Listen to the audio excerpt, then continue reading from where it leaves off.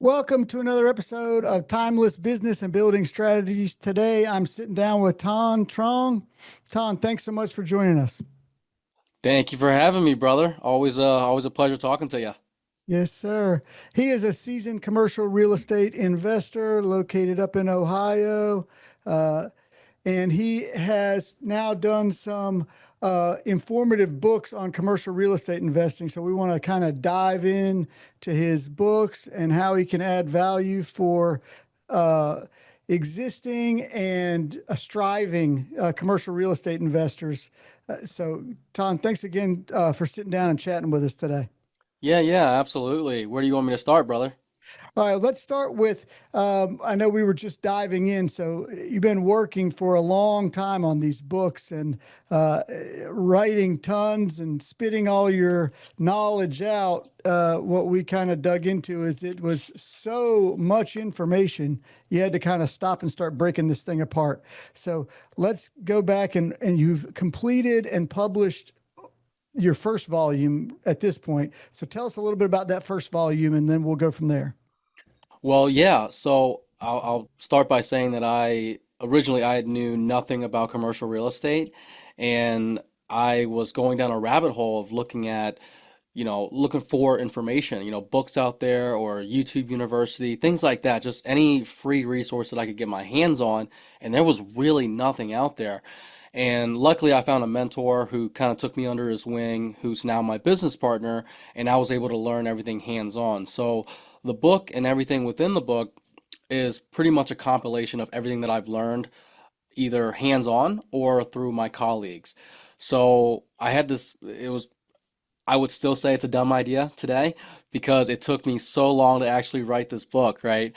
I sat down, I had the idea of putting everything on paper because I wanted people who were in similar positions as I am in the past to have some type of guidance to learn commercial real estate.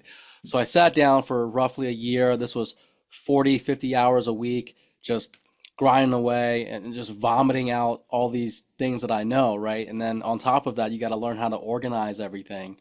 So from there, I realized that I had way too much shit written. And that's why I broke everything up into three books. If you look at a normal book, the size is roughly a 6 by 9, right? That's your typical size.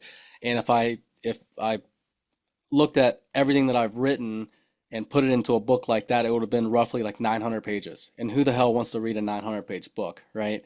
So that's why I decided, let's break it up into three volumes. We'll start with a fundamental one, like a beginner one, just to get your bearings in place. And then the next volume, volume two, will be something along the lines of, walking through each individual asset class, like, going through OMs, looking at, the nuances of each particular asset class and going through how to invest in those deals.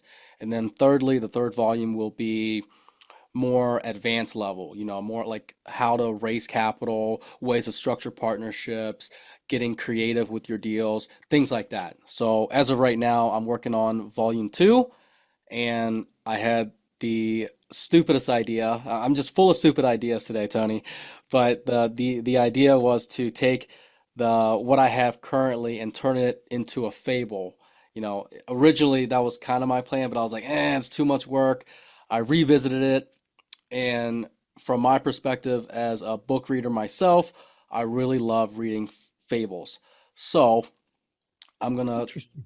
I'm gonna put my head to the table, to the computer again, and start working on this fable. I got about two chapters done out of nine, so the other seven's gonna take some serious work. Awesome, man. And the first one is called Value Over Volume Foundation of Commercial Real Estate Investing. That was published, so that is available for anybody looking for a beginner book. So let's kind of dive in to this book too.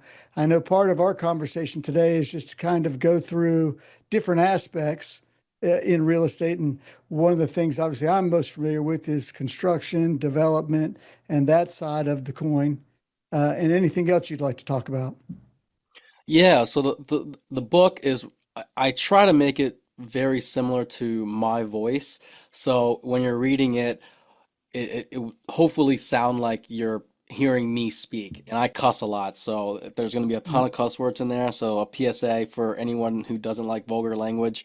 And I try to make it amusing too, right? But outside of that, it's getting you hip to the verbiage or the vocabulary of commercial real estate investors. You know, you got to learn how to, you know, talk the talk before you walk the walk, right? Mhm. So getting that foundational knowledge first, you know, getting the reader or the audience hip with what really are the different sub asset classes of commercial real estate. And it doesn't talk about anything multifamily, right? We're focusing on retail, we're focusing on office, we're focusing on industrial. Those are the three main classes. And then obviously you got a couple other specialized classes, you know, QSRs, which are quick service restaurants, which is a subclass of retail. And you know, you got hybrids, so mixed use, which is a hybrid between multifamily and retail, but you also have mixed use or hybrids between two other sub asset classes, like, you know, office and retail. You could have that. You could have office and industrial, which is technically flex space, right? So getting you into the type of buildings that there are, and then additionally walking you through kind of the baseline of what a commercial investment is. So if you look at multifamily, you have residential tenants. Residential tenants typically have gross leases, right? And they're on a 1 year basis. So within this book, I'll go through, you know, the type of different leases that are available in the commercial world, and then the nuances that are within those leases, right? You know, you got gross lease, modified gross, single net, double net, triple net, absolute nets even, right? So those different things there, and then yeah, from there just kind of building your framework block by block. And the idea is to hopefully get the audience slash reader about 50% of the way there. If you know a little, you know, the baseline and the just a foundational understanding of how commercial real estate works, I believe everything can be built on top of that to make you a dangerous investor. Absolutely. Yeah, I mean, if getting in something like this, any book that's on the baseline, as long as it's well written and can give you a nice foundation to start from and work from, and then you can start to go down other avenues. But speak to your point, you have to get the base foundation of knowledge and understanding. Otherwise, you're going to be lost with a lot of the things everyone's talking about in leasing structure, negotiations, all of that, you would get lost. So let's back up a little bit for your foundation. Now, I know you spoke on it briefly. You know, you were doing some stuff, and then you got in with a mentor that has helped you further your development. So prior to being in real estate, you were in pharmacy, if I'm not mistaken. Is that right? Yeah, yeah. Okay. So let's kind of run through that background. How did you pivot from doing pharmaceuticals to real estate? Oh boy. Okay, let's go. Let's take a walk down memory lane, huh? Well, uh, for those who don't know, my nationality is Vietnamese. So with Asian parents, you know, they're pretty strict on you, and they're always about you going to school, going to get some type of degree that will bode well for your future. Or, and on top of that, it's something for them to boast about or brag about within their community as well when they're out gossiping and shit, right? So the options for me really were, you know, some type of like going to medical school, going to law school, something like that. And pharmacy was something that I chose myself because it did not have the same time constraints as medical school. So originally it was medical school, but then I realized, you know, well, you know, you got 4 years of undergrad to get a bachelor's, and you have to, you know, you have another 4 years in order to go through and finish grad school. And on top of that, usually a lot of times you'll need some type of residency. So that could be a year, and that, or it could go up to 4+ years, right? So in short, you're looking at roughly 9 years to 12 plus, depending on what you want Wow. to do, right? Yeah. So I chose pharmacy because it was within the program that I was in, I was able to get the undergrad done in two with a 4-year grad program, which is the pharmacy schooling, right? Hmm. And there are residencies available after your graduate studies if you so choose. Now that depends on what you want to specialize in. As a community pharmacist, we did not need that residency. So I took the 6 years instead of the 9 years, maybe because I'm a cheap ass. I don't know. Obviously I wanted to save some money for my parents on the schooling side and myself even because I commuted to school. But essentially, I went to pharmacy school to appease my parents. Right. Part of it is like, if I got back those 6 years, would I do it? I don't know because I met some really good people. It gave me a really good income. Um, Coming out, I think I was 24, 25 at the time, making six figures. Hmm. So that was really nice. And that was nice because I was able to save up money for real estate investments. So while I was in school, honestly, I wasn't really the greatest student. I was pretty much a C student, pulled all-nighters, and during lectures and whatnot or studying time when I should be studying, I was actually listening to podcasts and just learning a lot about financing or finances and investments. So that threw me down the rabbit hole of just learning about stocks in general. And the more and more that I started hoarding information, naturally that led me to real estate, and I went down that rabbit hole. And so with that, I started again hoarding books, podcasts, resources, and finally pulled the trigger. I think this was probably within a couple months of me graduating pharmacy school and already practicing in my field. Hmm. Started buying small multifamilies and rentals. I did kind of the whole gambit. I did flips, I wholesaled, one or two, probably one wrap, maybe a sub two deal in there somewhere. Um, Pretty much the whole gambit. But my bread and butter was really the buy and hold aspect. And from there, that transitioned into commercial real estate. Commercial real estate was one of those fields that, again, I had no knowledge of, and it was elusive to me. So the more elusive it is, the more I wanted to catch it. So and again, I found a mentor. So from there, I kind of just sold everything that I had on the residential side and transitioned everything over full time to commercial real estate. And your question really, Tony, was why?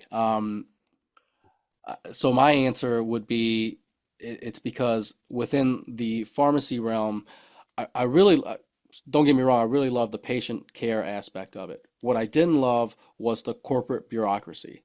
And on top of that, it's also your output is, or yeah, your output is also capped.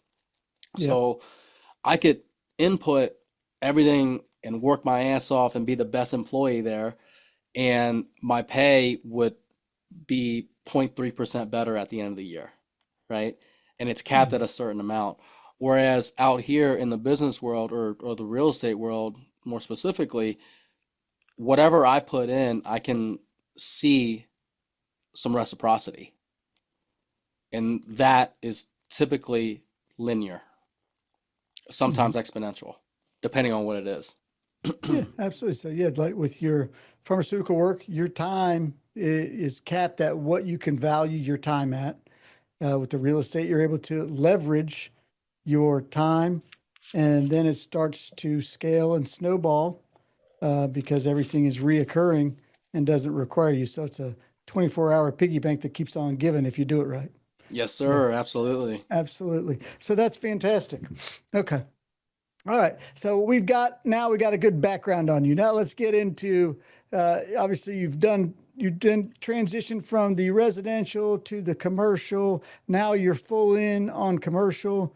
We could go through a couple of your deals, but I think let's focus on the bigger things. Everybody goes through their first deal over and over again. So obviously you've gone through deals, went through struggles, you've got a good mentor. Now you've started to expand your understanding, and how you become an industry leader is honing in on these skills, niching out, and to be better, just a little inch better than someone else to start to scale and become something. So now where have you niched down, or where do you find you add the most value to deals and putting stuff together? Yeah, so to answer your first question, where do I add the most value?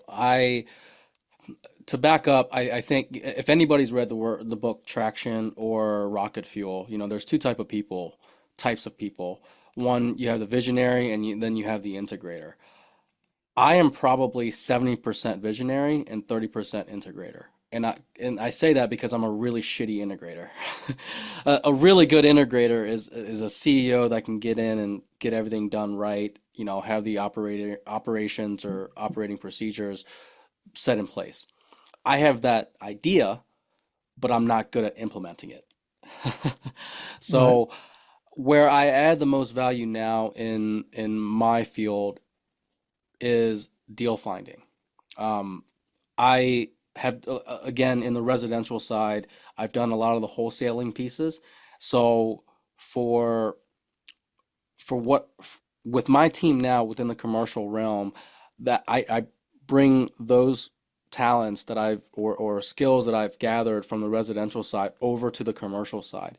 And that could be grunt work, whether it be 30, 40 hours of looking for deals or trying to extrapolate data to find those deals or cold calling, things like that.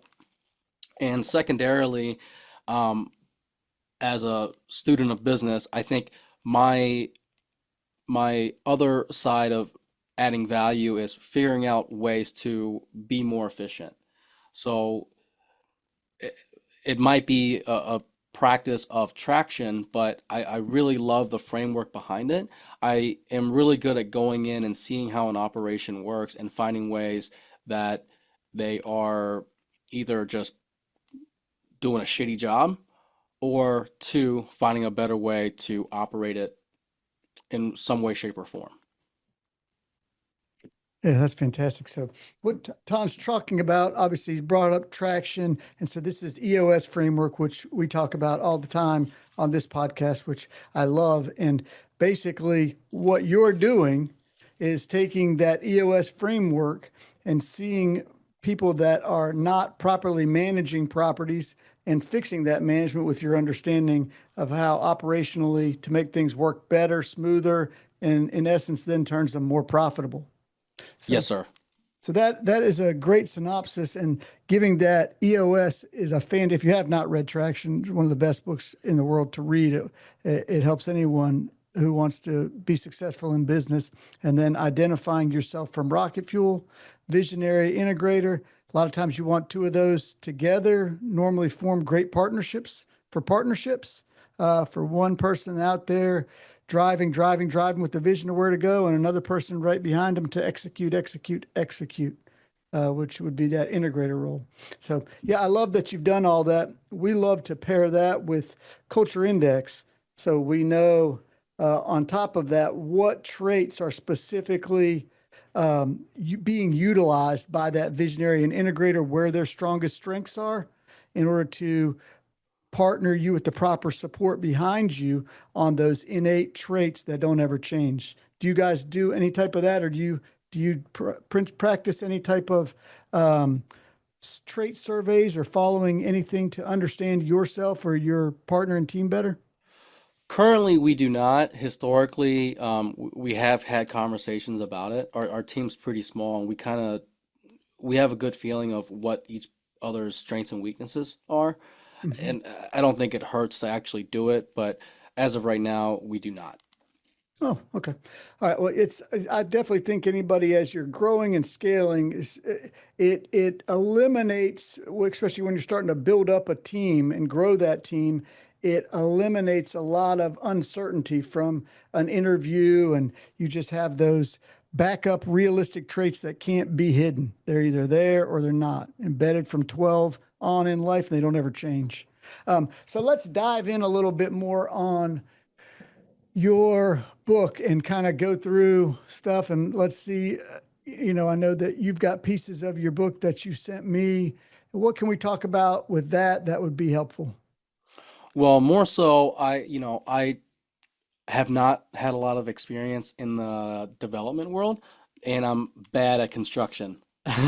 Okay. So more so, and so what I sent you, Tony, was more so it's probably, I think it's in the second book, if I'm not mistaken, but it hopefully breaks down everything that goes into a development project. And I say development with a caveat because you can't ever have everything in there. There's always something that Right. comes up that you never know about. But the idea is having a general framework again of how a development deal works. Like who do I need on my team, right? So any newbie that comes out there, myself included, who knows jack shit about construction, or how do I even start building a project out here, right? What do I do? So that is the premise behind why I wanted to write this. And everything so far has been my research and talking to people, right? So the idea is who do I need? Who do I need on my team? Where do I start? How much time should I expect to do X, Y, or Z? Are there any tips and tricks that I can utilize with the city or county to get my project approved? Or, and then from there, like, what do I do when shit goes south? Should I raise additional capital for contingencies? What contingencies should I have in there? What fees should I look out for? Things like that. Does that make sense, Tony?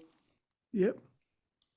Absolutely. Yeah, those are all valid concerns that you want with any development deal. So, it's what to look for is your first primary understanding. And so, just with anything, it's you want to follow growth. And so with commercial, so that's what we're doing. We're actively pursuing uh, neighborhood retail and flex development opportunities. And so what you do there is follow the path of progress of residential. Because so what you want to do is look for any properties or any areas, I'm sorry, where you have a strong demand, meaning population growth is really at a very high level. And when the population growth is at a high level, the first thing to come is residential development. So you have the national builders come in those areas and the large apartment builders come in those areas and they drop large apartment complexes that then are infilled with residential neighborhoods with single family homes, right? And so you'll start to have big pockets of those come in where they have influx of population. Maybe some industry is coming or a big plant is coming to the area and there's a big influx of population, or it's just a growing area that's a desirable place to live. So you have a big influx of population. And those first pieces come in. Then what lags behind is the local and national services for that population growth. So you'll have coming in a large anchored grocery shopping center, and some of the national tenants come in, and that's the big time investors are coming in and developing those. But what gets on the side piece would be then the neighborhood services, the barber shop, the pizza joint, the local people, and then the service trades that might need garage warehouses and stuff. Those things that presents a strong opportunity for those to then come in those areas. And if you can position those in those markets, that's where you can really make some good money. And then it's about somebody that can source and find the raw land that's ready for that development, right? So that's how I would start. So is that are we on the right track? Absolutely. Yeah, yeah, Okay. yeah. So the land that you have to that you look at, right, within these communities that are slowly developing. Again, from what you mentioned, you look for the big developers that are bringing in that population first, the residential population. So now you look for the land that's already zoned, or if it's not zoned, you go and get it rezoned, right? But what makes that piece of land the perfect piece of land or ripe for commercial development? So when those builders are coming in, when they've built, and then that population is growing and more builders are still coming in. So you don't want to go in right when it started. But let's say you're looking in an area that has seen high growth for the past 10 years, right? And they're continuing that growth. So it's already been built out and you can still find pockets around these areas that have been developed, right? So if that is it, because when there's a lot of growth in an area, they're typically going to the new area. So some of the things that I look for are I look at future planning. So first thing you want to do is find the community that you're looking at and get their future zoning and planning map. So that's showing where they're already rezoning pieces of land in order to meet what's required and what they want to see in that area to fill in for all the residential development. So when I call a planning department and I'm talking about a piece of land I'm looking at or I have under contract, first thing I want to hear from the planning department is, I hope you're not trying to put residential there. We are not trying to approve any more multifamily or residential. We don't want any more multifamily or residential. So if that's what they're saying to me, I know that I've hit the right piece of land because that area is in dire need of commercial property, right? And so if that's a rezone, that's an easy rezone because they want it. So that's going to get fast tracked, right? So I don't ever want to fight local government. I want to do something that local government wants me to be doing. So then I'm following, their guide on what they want. And it's just a matter of then does the numbers work and what is the availability of water and sewer, those and power. Those are the big first steps, right? So if I've got water and sewer on site and there's capacity for me to tie into that, those are big first hurdles before I really go anywhere. So my first hurdle is, okay, what's my utility availability, right? Then it's what is the capacity for stormwater management if I'm over an acre, right? So if I'm under an acre, typically that's not a big deal. But let's say we're over an acre, up to 10 acres, and then, what is the requirement storm pond? And then do I have to have an understanding of where my overflow from that stormwater management is going to go? And do I have ability to go somewhere with that overflow, or am I blocked? Do I have to get approvals from other landowners, easements, those type of things that are going to make it more complicated? So optimal for me, first thing I want is I want something that's already zoned what I want it to be zoned, or it's future planned to be zoned to that. That's optimal. Anything with rezoning, I'm adding about a year, 6 months at least to my timeline. And so then I really have to plan on negotiating with that owner for a long due diligence period. And they might not be interested in a long due diligence period, right? And so that becomes a hurdle with the seller that adds a hurdle and a timeline constraint for me. So there has to be way more meat on the bone if I'm doing a rezoning to even consider it. So optimally, you want something that's already zoned for the use that you want, or it's a quick, easy transition. So meaning you look at a future land map and maybe your piece isn't, but it's right next to something that's rezoning. So it's an easy sell to add this piece in, right? And if the land doesn't have utilities yet, sewer, water, electricity, gas, and to get that, what do you typically anticipate the timeline increasing to and cost? That's a loaded question. So there's a lot of variables in that. So if let's say utilities are 100 yards down the road and that's as close as they come, and let's say that they're on the same side of the road, okay, then it becomes, do I have to get easement from all of those homeowners, landowners, other property owners in order to bring it across, right? And are they going to, then I have to negotiate, are they going to want to tap into this water and sewer that I'm bringing that they can share in the costs? Do they or do they not? Typically, they're not going to want to. Typically, they'll let you come across because it's added value for them. Maybe they'll charge you a fee, maybe they won't. But just for you to do that, it's going to take time, right? So with this instance, we probably are going to add 6 months to our timeline, approvals, and then dependent on the size and type. So if it's a force main or a gravity main on the sewer, could be variable in cost. Do I need a lift station based on the depth of it, and where I'm needing to pull it from? And then the size of the available utilities, is their capacity for me to do it? And then this is probably going to be a $250,000 ad real quick on the same side of the road, doing 100 yards, right? Something like that to bring the water and sewer. Um, Electric is a whole nother gamut, but we're just saying for water and sewer purposes right now, right? If I've got to go across the road, that again, is it a public road? Is it a private road?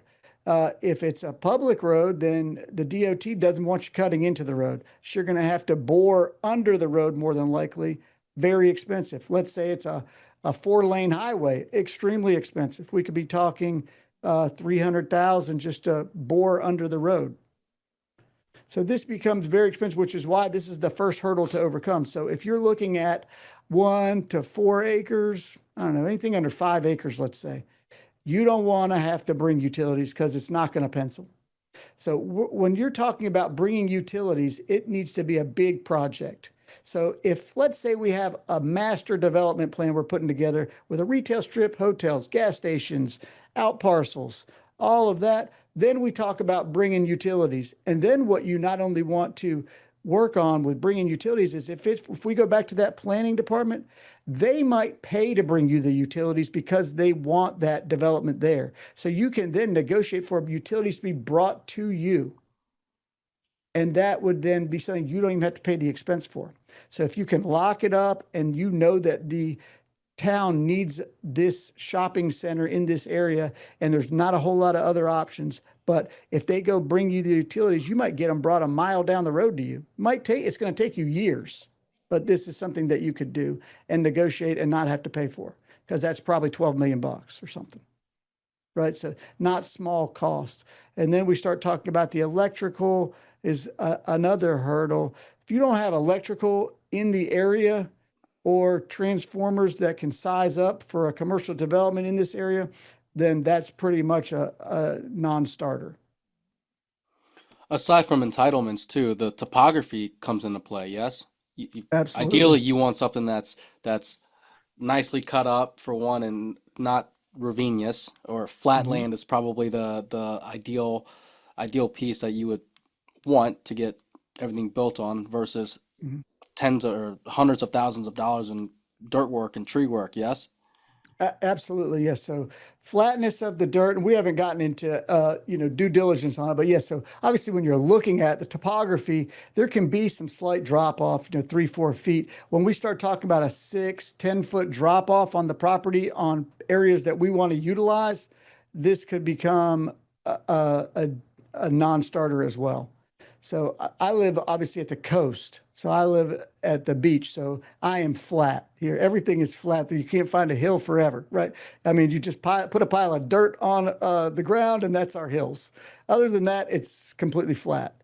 But yes, in areas with a lot of topography movement, that's pretty critical because this can become extremely expensive. Now, dependent on that topography, you might have a really high piece of your land, and then you have low pieces. So that could be easily mitigated. What we don't want to have to do is bring dirt or excavate dirt. So we don't want to have to bring tons of dirt in or move tons of dirt out. Now, if we can reutilize, so if we've got high points on the property and low points where we can just go out there with machines and grade and reuse, then that's okay.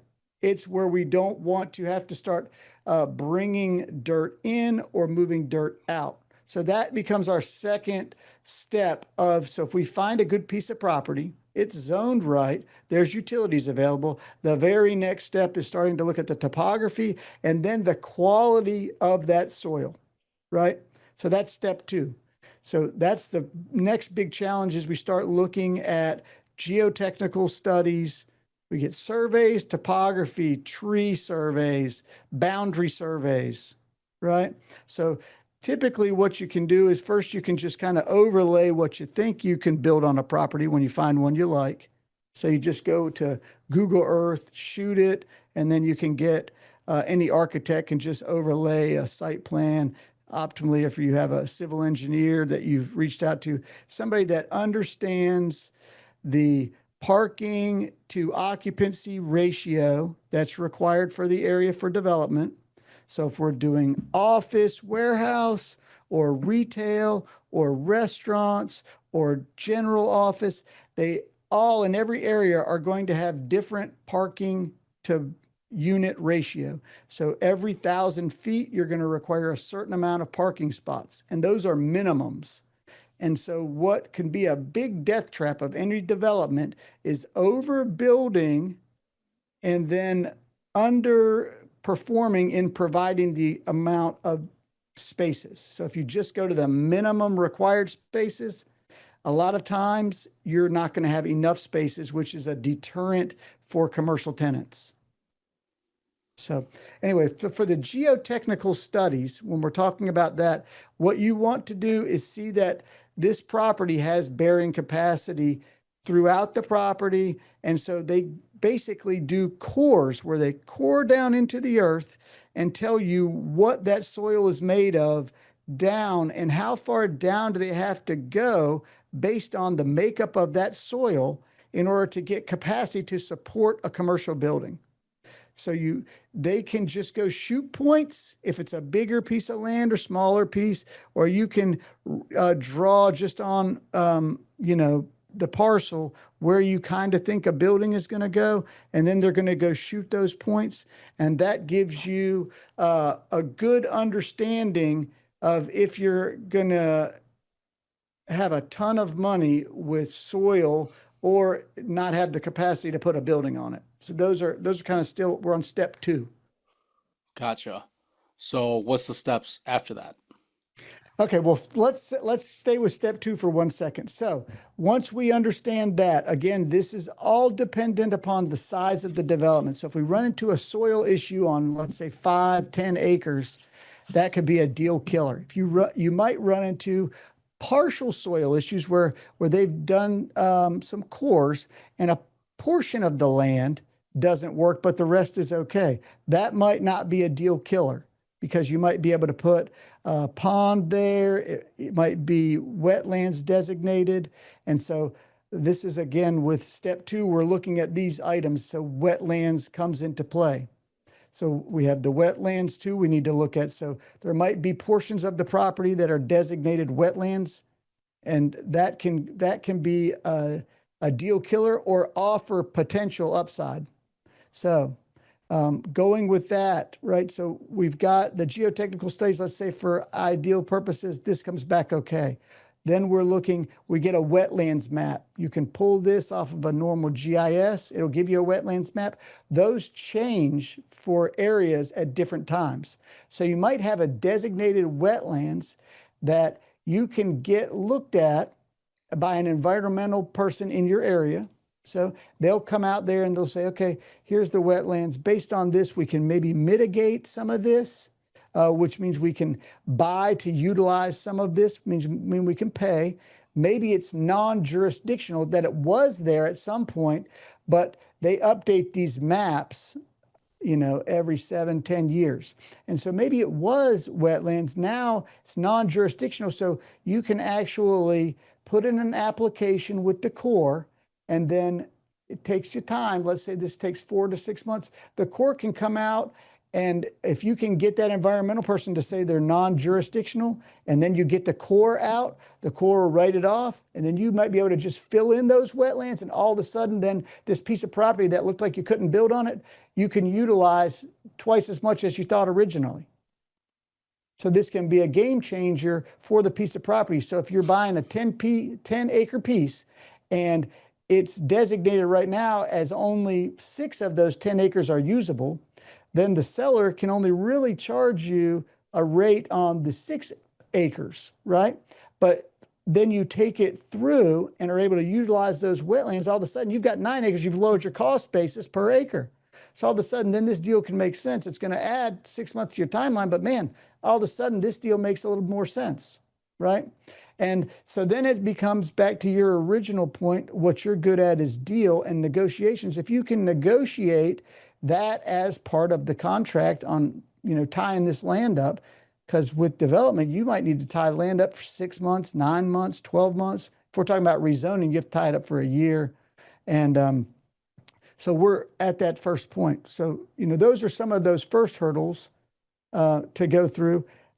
The next steps would be getting the layout, utilizing the property, and then demand for that product, and making sure you're understanding what you're bringing, that there's demand for that, and then kind of continuing down that path to see if this works.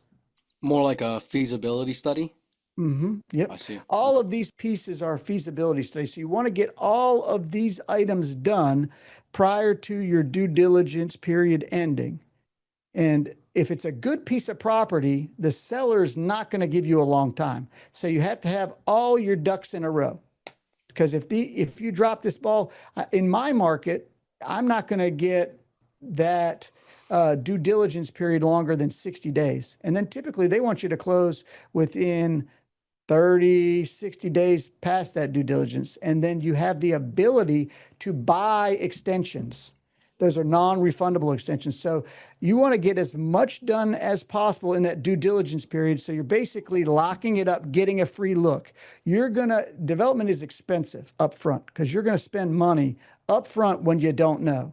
So that due diligence money is immaterial. It does not matter. It's the money that I'm spending in my due diligence period. How much am I spending on my survey, my geotechnical study, my phase 1 environmental to make sure there's not contaminants in the soil? I'm verifying my utility capacity, verifying I have electrical. Then I'm verifying access to the property because I have to deal with DOT. If I'm doing retail and let's say restaurants where I'm adding a lot of vehicles per day, I'm going to have to do a traffic impact analysis. So I want to get that stuff kind of queued up and started because there's tons of things to understand. Because let's say I've got a great piece of land. I have to get approval from DOT to cut in if they're public roads that I'm going into. How many cut-ins can I get? Where can the cut-ins get? So if I'm on great road frontage, but they're not going to allow me a road cut unless I do a decel lane, then I got to spend $300,000 on a decel lane. I might not want to spend $300,000 on a decel lane, which means I have to get my access from a side road. And then if I'm, let's say on a corner lot, there's a great lot for retail, right? But then I've got a stoplight there, so I can't have my cut in near the stoplight. So half my property, I can't have a cut in. So then I got to push it to the back. Is that going to work? Is it easily accessible, or am I going to lose traffic and ability for somebody to get in there? That's not going to make it not appealing.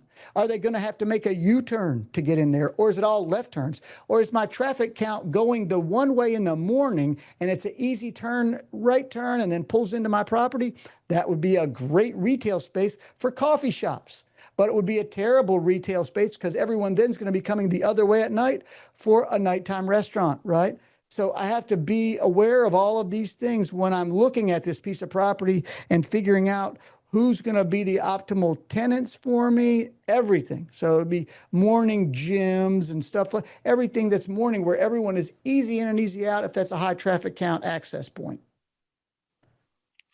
Okay. Lots to think about. Lots and lots and lots to think about. So, right, you want to be thinking about tons of things with this because, again, let's go back a step. So when we're locking this property up, we want to put as little down as possible and get as long of a due diligence as possible. And so this is where some negotiation could come in. The longer the due diligence, you have to make that seller understand and potentially tell them, here's what I'm going to provide you. Let's say I go through my due diligence and this is not going to work for my needs, but I'm going to need to make sure I can rezone or make sure I can get all of these items that we're talking about done. And I can't do that in the 60 days you're allowing me. So in order to get there, maybe I want 4 months, and then I need a opportunity to buy additional months, non-refundable at 10 grand a month. So let's say my due diligence period that I work up with the seller is $30,000 in due diligence. That's all refundable, right? Within my due diligence period. With the commercial real estate, it's different than residential. You can get that back. So that's going to come back to me. But let's say I go through all these initial issues we just discussed and I bypass that. And I still haven't completed everything to where I'm comfortable on closing this deal. I'm comfortable enough that I'll give that money and I feel good about it right now. So now I'm $25,000 in guaranteed on this deal, right? But I would still walk away if it turns out not to look good. I lose that money. That's where development can get expensive. On top of that, let's just say, for instance, this is a 10-acre parcel. I've got probably $40,000 in typographical, tree survey, boundary survey, right? So let's say I got 40 grand into that. I've got a civil engineer just doing an initial layout, like just a C1 sheet, right? Just a civil sheet. We identify where the utilities are and kind of get an outline. That would be, let's say, 15,000 bucks for that, right? I've got to get geotechnical study, environmental study. It's another $20,000, let's say. So you can see where I'm adding all this money in. And, I don't have anything yet. I've just got where I see it as a good piece of property. I think it's a good demand. I got a good cost basis. But I'm investing all of this money just to find out if everything then goes past due diligence to the next stage, right? I have a base understanding of how many square feet I can fit on there, how much parking I need, stormwater understanding, if I have to manage my own stormwater, or if I'm in a large park, if I've got stormwater management, so I don't have to have a retention pond. I can tie in to the community stormwater management, which means I can build more on that property than if I have to manage that on site. If I have to manage that on site, I might lose an acre or more of property that I can develop. So I have to take that into account. So hopefully that gets us to this next stage of understanding that we've got money out. So what we want to tell that owner is, I've got this due diligence. If this doesn't work out, the reason I want this longer time frame is I might give you all of this information because it's useless to me, and you can then utilize that. So that somehow we might be able to work a longer due diligence time, work to get the cost basis a little lower once they understand how much money we're spending just to figure this out. And then that helps them if it doesn't work for us in the end, it helps them if we give them everything to market their property to someone else. Yeah, absolutely.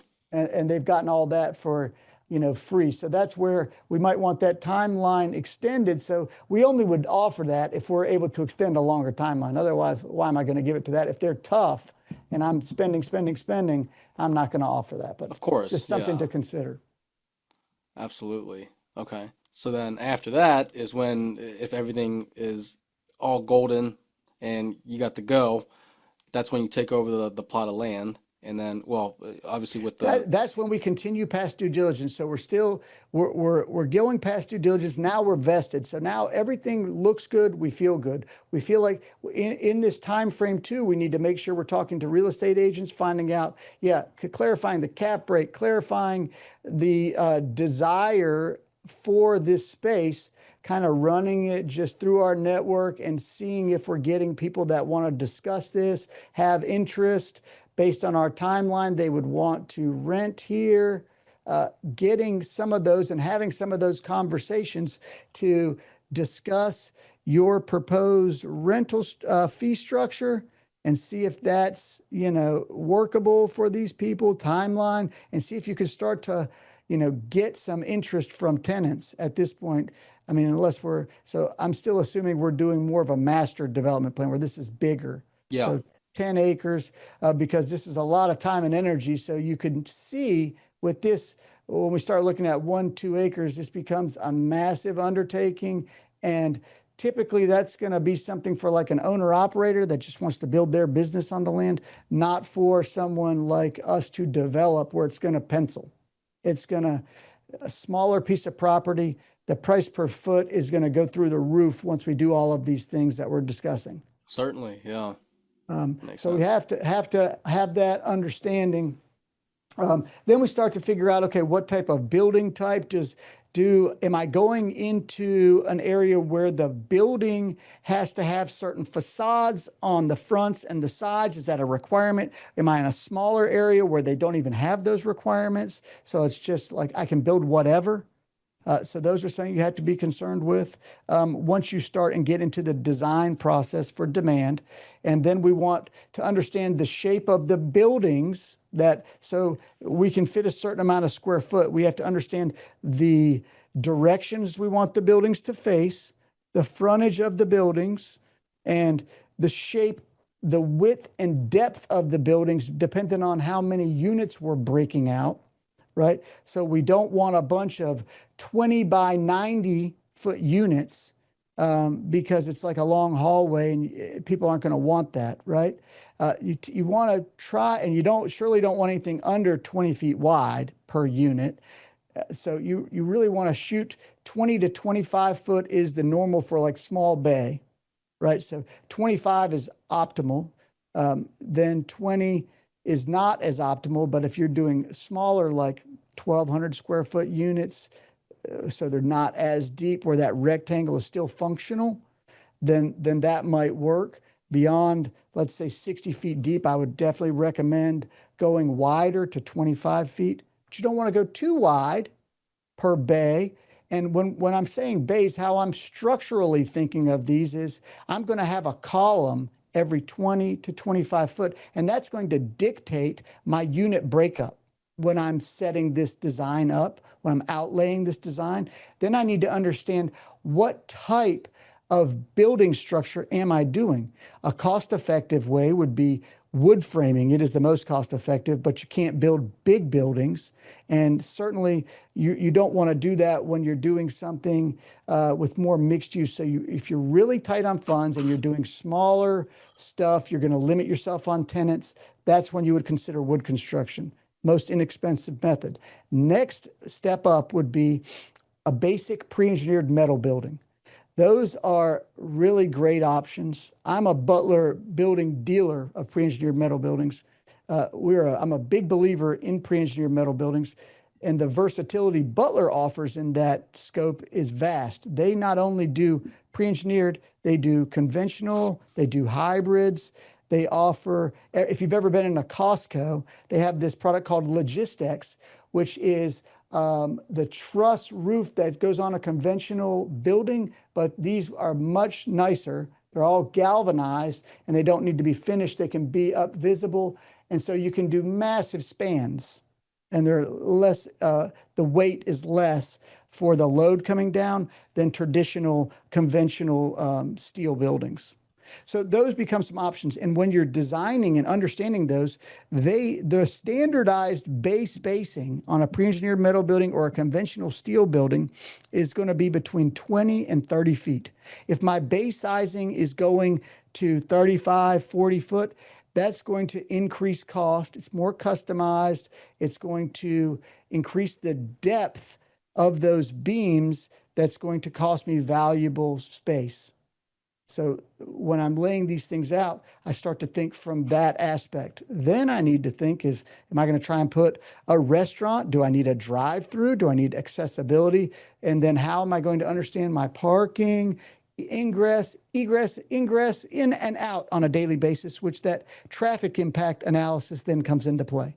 So all of these things, as you see, I'm going in just down little rabbit holes, but they're all very important, but they're also all massive gullies that you can ruin a deal on if you don't properly plan for. All of these things take time to understand. And to go back to what you're originally saying, you got to have a team that has the knowledge. So you really need someone on the team before you get into development that understands all of these things about development, or just get them in as a consultant. In every area that people live, you've got basically they're developers, but they're really consultants. that are keyed in that local planning department with the city council that are going to have the knowledge and understanding on approvals, and they'll probably know the property you're looking at because they've probably looked at it before. If it's in a growing area that's high volume, they've probably already looked at it and they know a lot of these answers. But we're saying for idea's sake right now, they don't know these answers, or you're doing this on your own. But if you get that third party, they're going to charge you money, but it's good to have as a first step with development because they're a guide that are going to protect you on a lot of things. They might say there's no way we're going to get a cut in here, and then this property is useless. If I can't, because there's too much traffic, we'd have to get a stoplight approved for us to be able to put it here, right? And so unless somebody's going to be able to get you a stoplight approved, that's going to give somebody access to get there from both directions, then the property's no good. If you can't get to it, then it's no good. So if it's a gorgeous piece of property with frontage, yet you have to go and do a circle to get to it, no retailers are going to want to get there. Not only that, because you're going to have the back of the building facing the high traffic count road. So, right, we have to, that's why I go back to the layout of the building. How are we laying it out to the road? Because I could have a great piece of property with access, but the way it's laid out or the utilized pieces of the property might make me put the back of my building facing that high traffic count. So somebody's looking at the back of the building. If I got a restaurant, I'm looking at, a dump sink, grease tanks, bunch of nasty stuff that nobody really wants to be looking at. So I don't want to, that's not going to attract people to that area. So you want to have the nice frontage. Maybe you can set it back in optimal image, or maybe you're having to go perpendicular. But with the way the traffic is coming, they're going to get the visibility of the front as opposed from the high traffic going this way when I need people to go in where they're seeing the back and they might miss it. All these things to consider.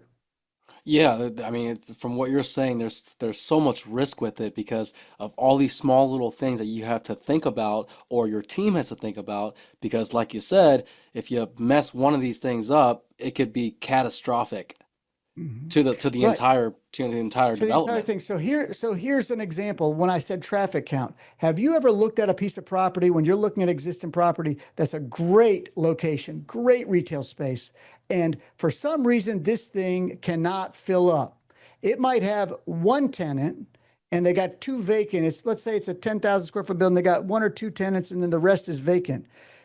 And the reason that it's vacant might be that the parking count doesn't substantiate me to be able to put something there. So I can't go get like a tropical smoothie cafe to go in there when those two tenants are there and they're operational, I might only have two free spaces.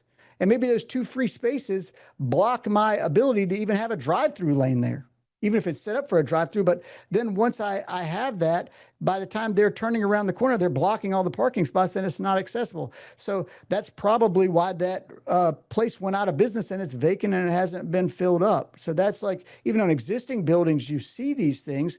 You can really start to, once you get that understanding, you dial in when you're looking at existing buildings and see where they messed up. And that's a way on why they might be struggling. And so when you're then looking at that, you might say, oh, they've got extra land. I can add another building, but maybe you can't. Maybe you just need parking. So then you're adding a big expense to put in parking that you're never going to get paid for, but that was what was needed. Yeah, you're blowing my mind right now. Like it's absolutely insane the stuff that you guys have to go through in order to get a project to the finish line. Right. So this is just all the prep work, right? So this is where with development, your margins have to be big. So Yeah, you have, yeah. and the most critical portion of all of this is getting the land right. So you have to get the land priced right. You never overpay for land and development because as we start to go through these things, you're going to encounter some issues no matter what.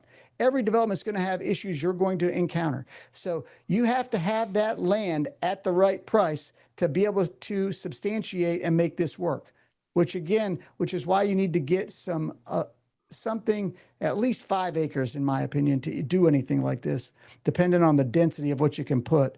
And that on a commercial, retail, flex warehouse, maybe you get 35 to 40,000 square foot on that, right? Yeah, So yeah, absolutely. if you're in somewhere that stormwater management is in place and you can tie into a stormwater management of that piece of property, then you can probably add 10 to 15% more density that you can get on the property. So that's a big value that you want to understand when you're looking at these things. Anyway, then we go down the rabbit hole of forecasting construction costs, and that's all going to be on methods and what we can afford to build. And am I going to strip this down and make it look like junk? And what type of tenants am I going to get? And is this going to pencil, or do I need to make something nice because of where I'm putting it? I need it to match the surroundings and not look like an eyesore. So I have to understand the surroundings and what type of tenant do I want to attract? And then I can have a certain building that's got the frontage and other buildings that aren't in the front. Those can be done at a more cost-effective build manner. So my frontage buildings are going to be dressed up more on whatever sides are really visible. And so the method and means of that build type might be that those are facades with brick, stone, stucco, and a lot of storefront. And then my back buildings are going to have less storefront, and the facade might just be a little bit of brick, let's say a knee wall of brick, and then just metal building if I want that, right? Because that's not as imperative. Okay. So we've gone through a lot. Now, I guess what I would say is I've got to bounce because I got another meeting. But what I would Absolutely, say is brother. if you want to go further, we can do another call and dive in deeper for your book stuff and continue on from here and do another talk on it. Yeah, I'll let me digest all this first and get it Sure. to get a little bit more organized, and then from there I'll reach back out to you and we can kind of add on to it, or I'm sure I'll Yeah. have a ton more questions for you.